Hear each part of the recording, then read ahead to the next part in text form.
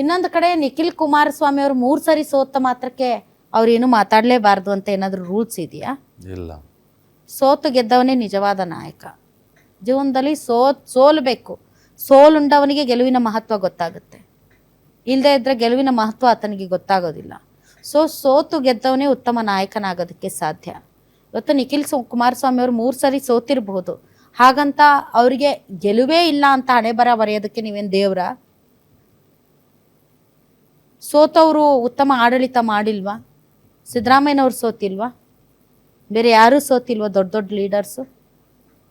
But ಸೋದುವುದು ಗೆಲ್ಲುವುದು ಒಬ್ಬ ವ್ಯಕ್ತಿಯ ಒಂದು ವ್ಯಕ್ತಿತ್ವವನ್ನು ರೂಪಿಸುತ್ತೆ ಅಂತ ಹೇಳೋದಕ್ಕೆ ನಾನು ಇವತ್ತು ರೆಡಿ ಇಲ್ಲ. ಬಟ್ ಯಾವುದೇ ಒಳ್ಳೆಯದನ್ನು ಸ್ವೀಕರಿಸುವಂತಹ, ನೀವು ಒಬ್ಬರನ್ನ ದೂರದಾಗ ಇನ್ನೊಬ್ಬರು ದೂರಿದಾಗ ಅದನ್ನು ಸ್ವೀಕರಿಸುವಂತಹ ಶಕ್ತಿ ಮತ್ತು ಛಾತಿ ಇಟ್ಕೋಬೇಕು. ಆಮೇಲೆ ಇದನ್ನು ಇಲ್ಲಿಗೆ ಮುಗಿಸೋದು ಬೆಟರ್ ಅಂತ ಅನಿಸುತ್ತೆ.